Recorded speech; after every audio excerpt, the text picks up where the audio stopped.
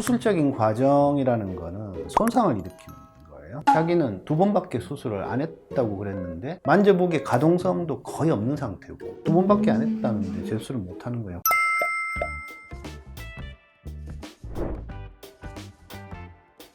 안녕하세요. 섬세한 백박사의 백승준 원장입니다. 코 수술은 다른 성형 수술들에 비해서 재수술에 관한 내용들이 아무래도 조금 많죠.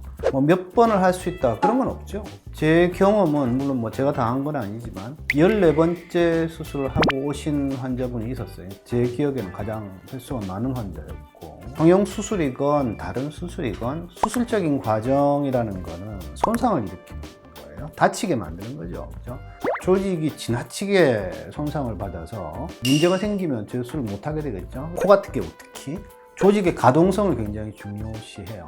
단순하게 보면 코를 이렇게 만져봤을 때 움직이느냐, 움직여야 뭔가 모양을 바꿔줄 수가 있죠. 단단하면 아무것도 못하게 되거든요. 움직이지 않는 걸 우리가 모양을 바꿀 수는 없으니까. 다행히 시간이 지나면 조직은 점점 손상받았더라도 부드러워지고 움직이게 될 거니까, 그러면 재수술이 가능해지는 어느 시점이 올 수 있다는 거죠. 그죠?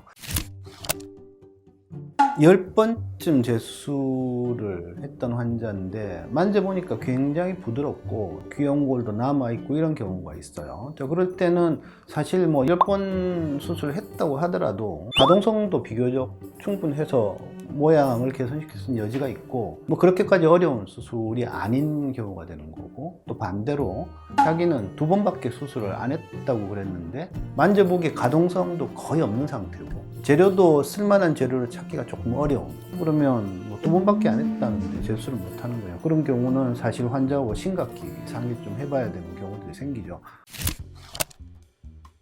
그렇죠, 그죠? 이게 이제 인체 조직이란 말이에요. 생물체고 거기다가 사람의 조직이기 때문에 한번 들어보고 안쪽에 어떻게 생겼는지 볼 수도 없고, 그 다음에 어떤 기록에 따라 가지고 기본적인 내용은 알 수 있지만 지금 이게 정확하게 어떻게 수술이 돼 있냐, 시간에 따라서 어떤 식으로 변형이 일어났느냐, 지금 현재 조직 상태는 어떠냐, 그거를 기록만 보고서 정확히 판단하기는 사실상 불가능하죠. CT, MRI 찍으면 눈으로 보는 것처럼 이렇게 훤하게 나타나는 그런 건 아니니까 의사들도 어느 정도 경험으로 감을 가지고 판단을 하게 되는 거죠. 지금 이 정도 상태 같으면 대충 이런 정도의 개선이 가능하겠구나 라든지, 이 정도면은 개선하는 게 그닥 그렇게 의미가 없을 것 같은데 라든지 어떤 판단들을 하게 되는 거죠.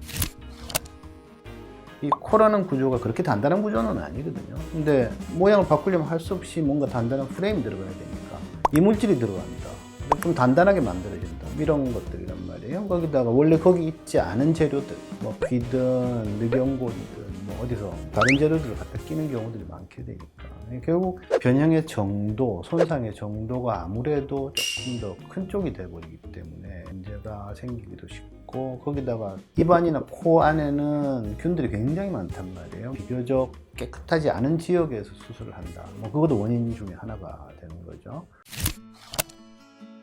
의사 선생님들이 제대로 해야죠. 그죠? 수술하는 의사가 문제가 안 생기도록 하는 게 굉장히 중요할 테고, 그 다음에 이제 환자 쪽 측면, 과하게 욕심을 부리지 않는 게 좋지 않을까. 수술을 했을 때의 결과, 최선을 다해서 뭔가를 만들어 놨을 텐데 조금 열린 마음으로 보는 게 낫지 않을까 하는 생각도 좀 있어요. 아니면 최소한 시간이라도 한 6개월이나 1년, 2년 이렇게 좀 느긋하게 보시면서 어떤 판단을 한다면 나중에 뭔가를 하더라도 문제가 좀 적게 생길 텐데, 지나치게 빠른 시기에 뭔가를 문제를 해결하려고 들다가 오히려 문제를 만드는 그런 경우들 보면 조금 느긋하게 보시면서 문제를 해결하는 게 좋지 않을까, 그런 생각입니다.